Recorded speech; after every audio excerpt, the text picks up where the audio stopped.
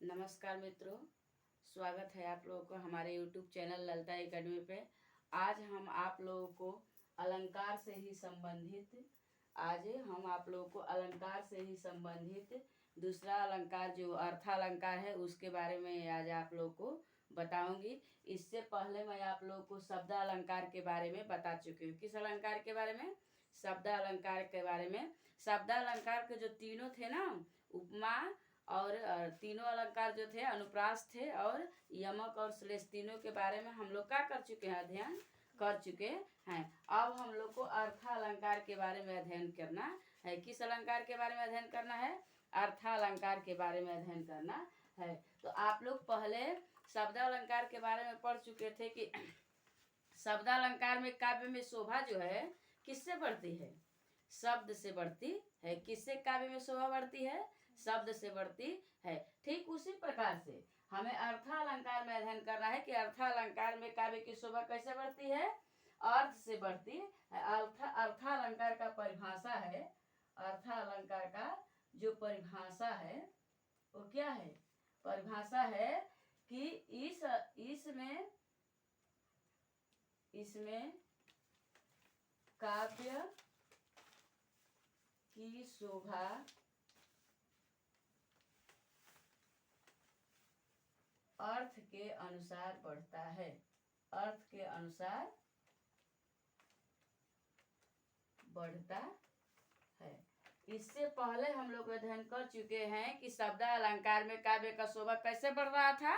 शब्द के आधार पे बढ़ रहा था। तो अर्थालंकार में हमें यह अध्ययन करना है कि अर्थालंकार में काव्य की शोभा कैसे बढ़ता है? अर्थ के आधार पे बढ़ता है, अर्थात इसमें अर्थ की प्रधानता होती है। और शब्द अलंकार में किसकी प्रधानता था? शब्द का प्रधानता था। ठीक इसी प्रकार से अर्थालंकार में अर्थ का प्रधानता है। तो अर्थालंकार के भी कई भेद हैं। अर्थालंकार के कई भेद है, लेकिन समान रूप से हमें 3-4 भेद का अध्ययन करना है जो बार बार परीक्षा में पूछा जाता है। ये किसी भी छात्रों के लिए अलंकार बहुत जरूरी होता है। तो हम लोग सामान्य रूप से इसके 3-4 भेद का अध्ययन करेंगे। जैसे इसके भेद है, भेद किसका? अर्थालंकार का भेद। अर्थालंकार का भेद है उपमा। सबसे पहले हमें किसका अध्ययन करना है? उपमा का। दूसरा आप लोगों का है, ये दूसरा जो है वो रूपक है। कौन सा है? रूपक। और तीसरा है आप लोगों का उत्प्रेक्षा। उत्प्रेक्षा।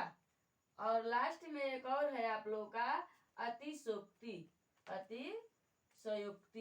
अतिशयोक्ति अलंकार। ऐसे तो बहुत सारे अलंकार हैं, लेकिन मुख्य रूप से हमें 3-4 अलंकार का अध्ययन करना है जो सबसे क्या होता है? जरूरी होता है, इंपोर्टेंट होता है। इसका अध्ययन करना हमें बहुत जरूरी है। तो सबसे पहले आज हम लोग उपमा अलंकार के बारे में अध्ययन करेंगे। किसके अलंकार के बारे में अध्ययन करेंगे? उपमा अलंकार के बारे में अध्ययन करेंगे, क्योंकि उपमा अलंकार किसका अंग है?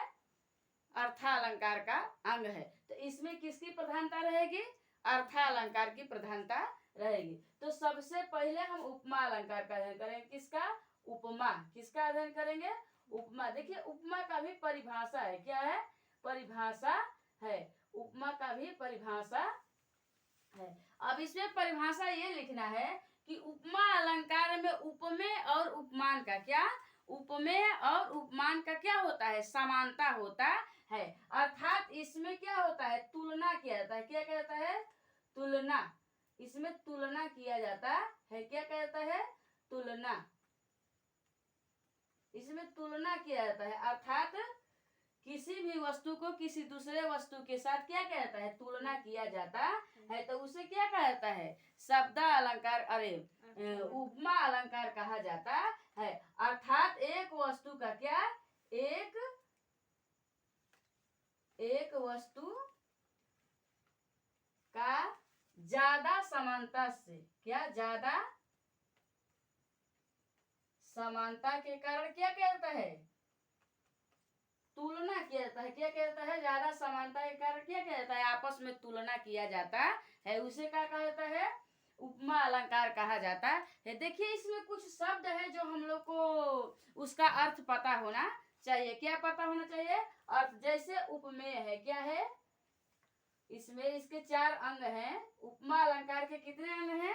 4 अंग है। इसका अध्ययन हमें करना बहुत जरूरी है। ये 4 शब्द अगर जो हमें समझ में आ गया तो उपमा अलंकार एकदम क्या हो जाएगा? हलवा हो जाएगा, आसान हो जाएगा। तो सबसे पहले हमें उस शब्दों का अर्थ पता होना चाहिए। तो क्या है? उपमान। क्या है? उपमान। दूसरा आपका है, पहला है उपमान, दूसरा है उपमेय। क्या है? उपमेय। तीसरा है आपका साधारण धर्म। क्या है? साधारण धर्म। और चौथा है आपका वाचक। क्या है? वाचक। ये 4 जो शब्द है इसका अध्ययन रखना हमें बहुत जरूरी है। अगर जो ये हमें शब्द का अर्थ पता हो गया तो अलंकार हमारे लिए क्या हो जाएगा? बहुत आसान हो जाएगा। तो उपमान उसे कहते हैं जो कोई प्रसिद्ध वस्तु है। क्या है? उपमान उसे कहते हैं जो क्या है? प्रसिद्ध वस्तु है। क्या है? प्रसिद्ध वस्तु। उपमान हो गया प्रसिद्ध वस्तु। उपमेय हो गया क्या? आम वस्तु। आम वस्तु या सामान्य वस्तु। क्या है? सामान्य। आम वस्तु या सामान्य वस्तु। साधारण धर्म आपका हो गया जो उसकी क्या होता है? गुण होता है। अवाचक हो गया जो इस उपमेय और उपमान को क्या करता है? जोड़ता है। क्या करता है? जोड़ता है। जैसे से सदृश समाना क्या हो गया? उपमान हो जाएगा। और साधारण धर्म क्या हो गया? जैसे है पीपल पात सरिस मन डोले। जैसे इसका हम उदाहरण लेते हैं। किसका? उपमा अलंकार का उदाहरण ले। क्या ले रहे हैं? उदाहरण। अब उदाहरण में हम देख रहे हैं कि पीपल पात सरिस मन डोले। देखिए पीपल पात सरिस मन डोले। अब इसमें जो पीपल है क्या है? जो पीपल का पात है वो क्या है? बहुत प्रसिद्ध वस्तु है। पीपल जो है क्या है? प्रसिद्ध वस्तु है। तो ये क्या हो गया? उपमान हो गया। क्या हो गया? उपमान हो गया। क्या हो गया? उपमान। क्योंकि ये क्या है? प्रसिद्ध वस्तु है। और पात आपका साधारण धर्म हो गया। क्या हो गया? साधारण धर्म। पात का हो गया आपका साधारण धर्म हो गया। सरिस आपका क्या हो गया? वाचक हो गया। क्या हो गया? सरिस आपका वाचक हो गया। मन डोला ये क्या है? उपमेय है। क्या है? उपमेय। ये क्या है? उपमेय। क्योंकि मन सबके पास होता है। क्या होता है? मन क्या होता है? सबके पास होता है। अर्थात पीपल पात सरिस मन डोले का अर्थ होगा कि मेरा मन कैसे डोल रहा है? पीपल के पत्ते के समान डोल रहा है। अर्थात यहाँ क्या किया जा रहा है? तुलना किया जा रहा है, समानता दिखाया जा रहा है, उपमा दी जा रही है। उपमा का अर्थ भी होता है तुलना करना। तो यहाँ क्या किया जा रहा है? एक दूसरे के एक कोई प्रसिद्ध वस्तु का कोई सामान्य वस्तु के साथ क्या किया जा रहा है? तुलना किया जा रहा है। जैसे कहा जाए कि मेरा बेटा क्या है? शेर के जैसा है। मेरा बेटा क्या है? शेर के जैसा है। अर्थात शेर का तुलना किसके किसके साथ किया जा रहा है? बच्चा के साथ किया जा रहा है। तो होगा कि मेरा बेटा क्या है? शेर है। जैसे लिखते हैं हम चंद्रमुख। क्या लिखते हैं? चंद्रमुख। जब हम चंद्रमुख लिखते हैं तो चंद्रमुख में आपका ये जो चंद्र है ना, जो चंद्र है ये क्या है? उपमान है। क्या है? उपमान है। क्योंकि चंद्रमा क्या है? प्रसिद्ध वस्तु है। चंद्रमा क्या है? प्रसिद्ध वस्तु है। मुख क्या है? मुख आपका उपमेय है। क्या है? उपमेय है। किसी भी प्रसिद्ध वस्तु के साथ कोई सामान्य वस्तु का क्या कहा जाता है? तुलना किया जाता है तो उसे क्या कहा जाता है? उपमा अलंकार कहा जाता है। उपमा का अर्थ ही होता है तुलना करना। ये आप लोग को समझ में आ गया होगा कि उपमान क्या है और उपमेय क्या है। उपमान उसे कहते हैं जो कोई प्रसिद्ध वस्तु हो। उपमेय उसे कहते हैं जो कोई क्या है? सामान्य वस्तु है। अर्थात प्रसिद्ध वस्तु का कोई सामान्य वस्तु के साथ तुलना किया जाता है, उसे क्या कहा जाता है? उपमा अलंकार कहा जाता है। क्या कहा जाता है? उपमा अलंकार कहा जाता है। वाचक आपका सरिस हो गया। उसी प्रकार से हम क्या करते हैं? दूसरा उदाहरण देखते हैं। क्या करते हैं? दूसरा उदाहरण देखते हैं। जैसे हाय फूल सी, यहीं पे हम दूसरा उदाहरण लिख रहे हैं। पहला ये आप लोग का उदाहरण हो गया, दूसरा भी हम लिख रहे हैं है हाय फूल सी कोमल बच्ची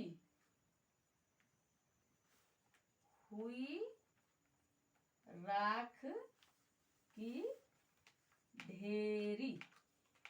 हाय फूल सी कोमल बच्ची हुई राख की ढेरी। इसका अर्थ है वह कोई बच्ची है जो कैसी है, पुष्प के समान क्या है, कोमल है अर्थात नाजुक है, और वो क्या हो गई, हुई राख की ढेरी अर्थात वो क्या हो गई, मर गई है। तो इसका तुलना, उस बच्ची का तुलना किसके साथ किया जा रहा है, कमल के मतलब फूल के समान किया जा रहा है। उस बच्ची का तुलना किसके साथ किया जा रहा है, फूल के साथ किया जा रहा है। और आप लोग एक और उदाहरण देखिए, जितने उदाहरण आप लोग देखेंगे उतने आप लोग क्या आएगा, समझ में आएगा। क्या आएगा, समझ में आएगा। अगला उदाहरण है, तीसरा उदाहरण है आप लोग का, यह देखिए, यह देखिए अरविंद से, अरविंद से शिशु, शिशु वृंद सो रहे।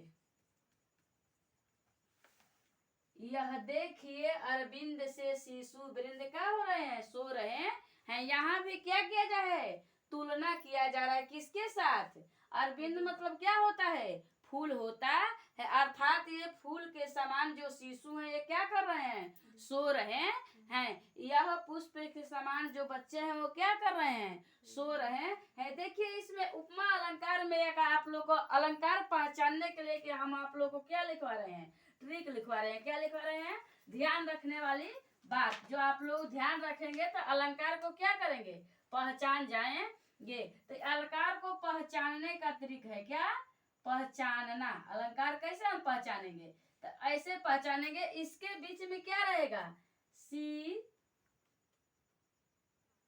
सा सदृश्य समाना।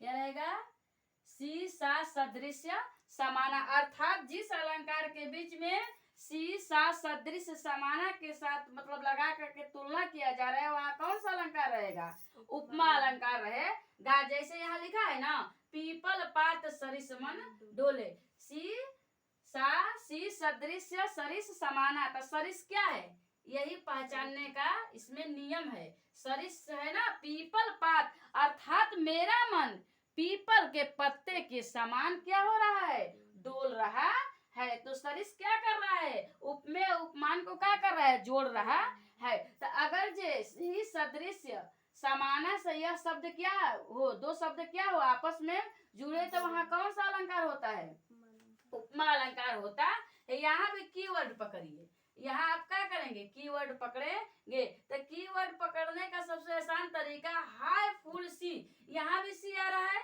सी सा सदृश्य समाना सरिस एक लिख लीजिए। क्या लिख लीजिए, सरिस। ये तीन चार शब्द जिसमें आएंगे उसमें कौन सा अलंकार रहेगा, उपमा अलंकार रहेगा। दूसरा देखिए आप लोग का है, यह देखिए अरविंद से शिशु वृंद सो रहे। यहाँ भी से पकड़ा जाए, क्या पकड़ा जाए, से पकड़ा जाए।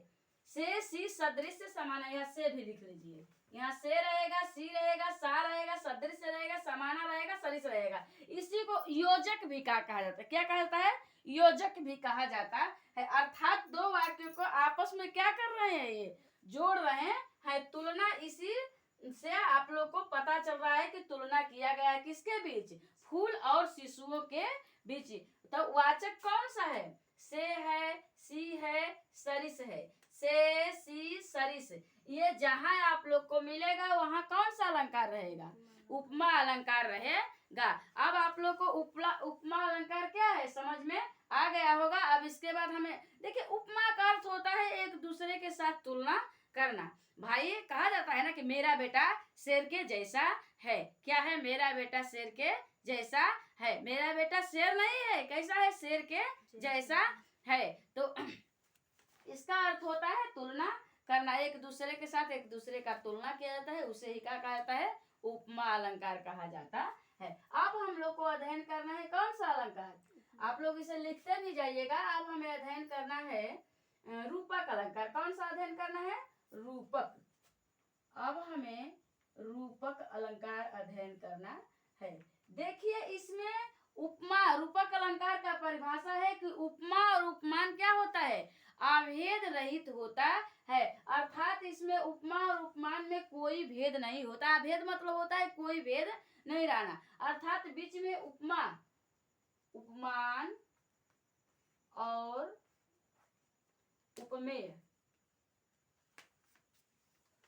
में भेद ना हो, का भेद ना हो या अंतर ना हो, क्या अंतर ना हो, वहां कौन सा अलंकार रहेगा, रूपक अलंकार है। क्या, उपमान, उपमान आप लोग को बता दिया गया कोई प्रसिद्ध वस्तु में, आप लोगों को बता दिया गया है कोई सामान्य वस्तु। अर्थात एक वस्तु इतना समानता उसमें है, इतना समानता है कि वह थोड़ा भी उसमें अंतर ही नहीं है। क्या है, थोड़ा भी अंतर ही नहीं है। वह कौन सा अलंकार रहेगा, उपमा अलंकार, रूपक अलंकार रहेगा। देखिए रूपक शब्द से ही आप लोग को पता चल रहा है कि एक रूपता, क्या है, एक रूपता, अर्थात एकदम रूपवे का है, रूपवे का है, एकदम एगो है, कहा एकदम एगो, थोड़ा वहां अंतरे नहीं है। कहा है मेरा बेटा शेर है, क्या इसका होगा, मेरा बेटा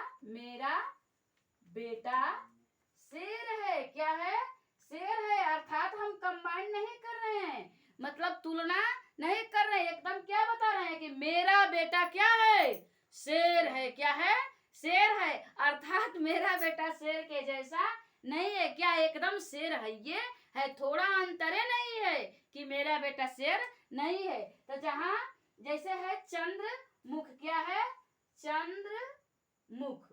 अब भैया देखिए यहाँ थोड़ा भी अंतर नहीं है, अर्थात मेरा मुख चंद्रमा के समान नहीं है, अर्थात एकदम चंद्रमा ही मेरा मुख है, इसमें कोई अंतर नहीं है। ऐसे जहाँ शब्द आते हैं वहाँ कौन सा अलंकार होता है, रूपक अलंकार होता है। कौन सा अलंकार होता है, रूपक अलंकार होता है। कौन सा अलंकार होता है, रूपक अलंकार होता है। अर्थात जहाँ पे ऐसा शब्द है वहाँ पे कौन सा अलंकार होगा, रूपक अलंकार होगा। इसका भी हम लोग उदाहरण देख लेते हैं, क्या करते हैं, उदाहरण देख लेते हैं। जैसे है कि मेरा बेटा शेर है, देख लिए, जैसे एक उदाहरण है, मैं तो चंद्र खिलौना लय हो।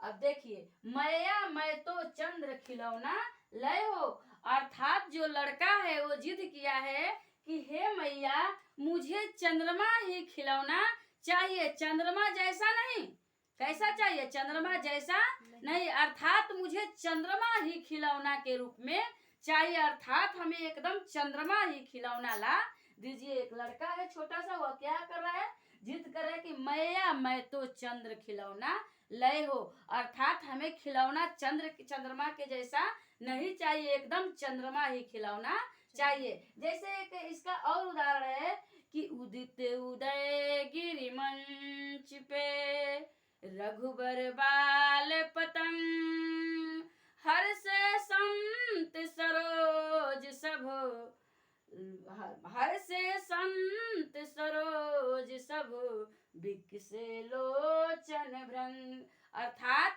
यहाँ है कि उदित उदयगिरी मंच पे, क्या है, दूसरा है उदाहरण आप लोग देख लीजिए, उदित उदयगिरी मंच पे। अब देखिए इसका अर्थ होगा कि उदित उदयगिरी मंच पे, अर्थात यहाँ जब श्री रामचंद्र जी सीता स्वयंवर होता है, वहां जब चढ़ते हैं, जो मंच बना हुआ है तो वह कैसा है, मतलब पहाड़ के समान नहीं है, एकदम पहाड़ ही मंच है, क्या है, मतलब पहाड़ ही मंच है, उदित उदयगिरी मंच पे, अर्थात पहाड़ के जैसा मंच पे नहीं, एकदम मंच ही पहाड़ है। वहां पे कौन उतरते हैं, रामचंद्र जी उतरते हैं, और बिकसे लोचन भ्रंग सब, हर्ष संत सरोज सब कनक से लोचन भृंगाता, अर्थात वहां जितने संत महात्माएं थे उनका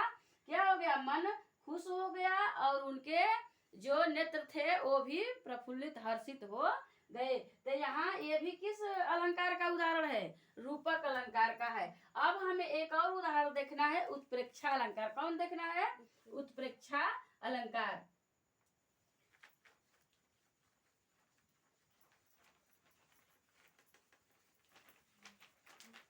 देखिए हम लोग कौन सा अलंकार देखना है, उत्प्रेक्षा। अब उत्प्रेक्षा अलंकार में है कि इसमें उपमेय और उपमान, उपमान में क्या कहता है, संभावना कहता है। क्या कहता है, संभावना, संभावना, अर्थात संभावना दर्शाई जाती है कि मान लिया जाता है कि मानो ऐसा लग रहा है, मतलब संभावना इसमें दर्शाया जाता है कि इसमें उपमेय और उपमान में। जैसे इसमें भी पहचानने का एक ट्रिक है, पहचान करने का,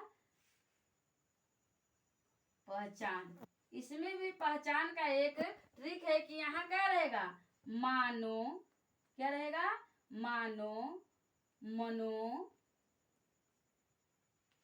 मनहु, जानो, जनू, जनहु। अब देखिए मानो, मनो, मनहु, जानो, जनू, जनहु, ये वर्ड जहाँ पे आएगा वहां कौन सा अलंकार रहेगा, उत्प्रेक्षा अलंकार रहेगा। जैसे इसका हम क्या करेंगे, उदाहरण देखेंगे। क्या देखेंगे, उदाहरण देखेंगे तब हमें समझ में आएगा। इसमें क्या है, उस काल, इसमें उदाहरण है कि उस काल मानो क्रोध से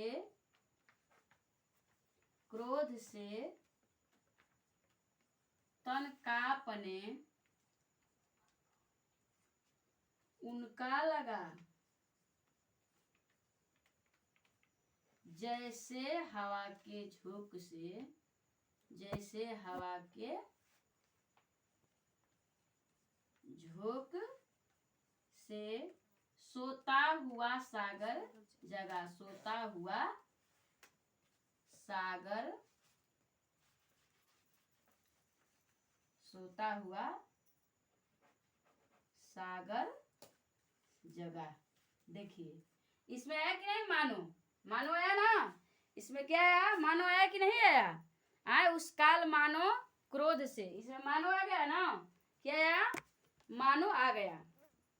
इसमें क्या आया, मानो, कहा मानो आया, यहाँ मानो आया है ना, आए उस काल मानो क्रोध से तन कांपने उनका लगा, आए झोंका, मतलब मानो हवा के जोर से सोता हुआ सागर जगा, उस काल मानो क्रोध से तन कांपने उनका लगा, मानो हवा के जोर से, मानो, यहाँ मानो रहेगा, मानो, मानो हवा के जोर से, यहाँ क्या रहेगा, जोर रहेगा, क्या रहेगा, जोर से, मानो हवा के जोर से सोता हुआ सागर जगा। तो यहाँ मानो शब्द 2 बार आया, कितने बार आया है, तो 2 बार आया है। मतलब यहाँ बताया गया है कि उस काल उनका मानो क्या होगा, उस काल मानो क्रोध से उनका क्या हो गया, शरीर कांपने लगा, माना गया है, क्या यहाँ किया गया है, माना गया है कि मान लिया गया कि उस समय उनको क्रोध आया, उनका शरीर क्या हुआ, क्रोध से कांपने लगा, और उनका क्या हुआ, मानो हवा के जोर से सोता हुआ सागर जगा। क्या है, मानो हवा के जोर से सोता हुआ सागर जगा। अर्थात यहाँ क्या किया गया है, मानो शब्द को हमें पकड़ना है, किसको पकड़ना है, मानो शब्द को पकड़ना है। उस काल मानो क्रोध से तन कांपने उनका लगा, और कांपने उनका लगा, मानो हवा के जोर से सोता हुआ सागर जगा। अर्थात जहाँ पे मानो, मनहु, जनहु आएगा वहां पे कौन सा अलंकार रहेगा, उत्प्रेक्षा अलंकार रहेगा। अब हमें एक और अलंकार का अध्ययन करना है, अतिशोक्ति का। किसका करना है, अतिशोक्ति अलंकार की। किस अलंकार का अध्ययन करना है, अतिशोक्ति। हमें बस इतना ही अगर जो हम अच्छे से अध्ययन कर लेंगे तो हम परीक्षा के लिए क्या हो जाएंगे, तैयार हो जाएंगे। गे, क्योंकि अर्थालंकार के तो बहुत सारे भेद हैं। क्या है? बहुत सारे भेद है। लेकिन अब हमें अध्ययन करना है अतिशयोक्ति। किसका अध्ययन करना है? अतिशयोक्ति अलंकार।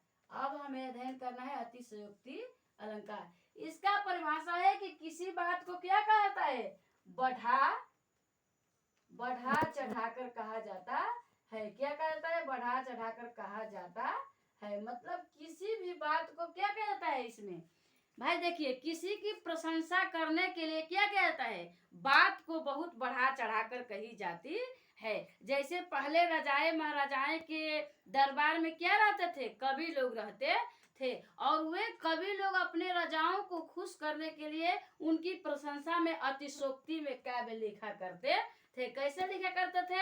अतिशयोक्ति में बढ़ा चढ़ाकर बात को कहा करते थे। तो इसको हम लोग जब अध्ययन करेंगे इसका उदाहरण का, तब हमें क्या होगा? पता चलेगा, हम इसको पहचान पाएंगे। तो इसका हम क्या देखते हैं? उदाहरण देखते हैं। क्या देखते हैं? क्या देखते हैं? उदाहरण। तो हम लोग इसका पहला उदाहरण का अध्ययन करेंगे। किसका करेंगे? पहला। आप लोग सुने हैं ना कि हनुमान के क्या? हनुमान के पूछ में लगन न पाई यार, लगन न पाई आग, अलंका सगरी जर गई, गए निशाचर भाग। देखिए भैया, यहाँ क्या कहा गया है? हनुमान के पूछ में लगन न पाई आग, अलंका सगरी जर गए, गए निशाचर भाग। भैया यहाँ अतिशयोक्ति किया गया है कि नहीं किया गया है? हनुमान जी के पूछ में आग लगवे नहीं किया, और क्या हुआ? लंका पूरा जर गया। बाप, पूछ में आगे नहीं लगी तो भैया लंका में आग कहाँ से लगी?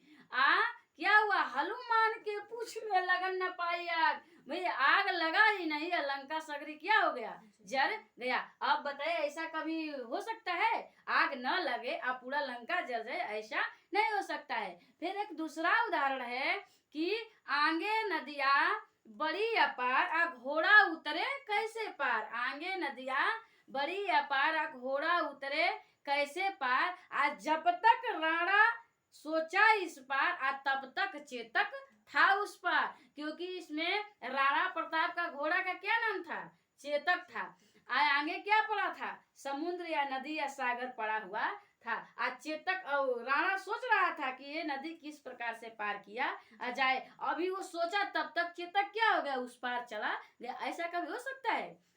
अभी सोचा ही गया, तब तक घोड़ा क्या हो गया? उस पार चला गया है। तो ये क्या है? अतिशयोक्ति है, बढ़ा चढ़ाकर कही गई है। इसी प्रकार से एक और उदाहरण है कि जब सुदामा जी श्री कृष्ण के यहाँ जाते हैं, श्री कृष्ण जी क्या हो गए होते हैं? बड़ा धनवान अमीर हो गए होते हैं, और उनके मित्र जब जाते हैं तो वहां भी एक अतिशयोक्ति कहा गया है कि देख सुदामा के दीन दशा, करुणा करके करुणा निधि रोए, अपानी परात को हाथ छुओ नहीं, नैनन के जल सापग धोए। यहाँ क्या है? अतिशयोक्ति है कि नहीं? अब कितना दूर वो पैदल चल के आए थे, क्या करके? पैदल। उनके पैर में सब धूल धक्कड़ लगा हुआ था। अब बताओ कि पानी जो है ना, जो परात का पानी है, कहा गया है कि हाथ से नहीं छुआ गया, और उनके पैर आंसुओं के जल से धोआ गया। ऐसा कभी हो सकता है? भैया कितना आंसू बहेगा कि किसी का पैर धुला जाए? ये क्या है? ये सोचने से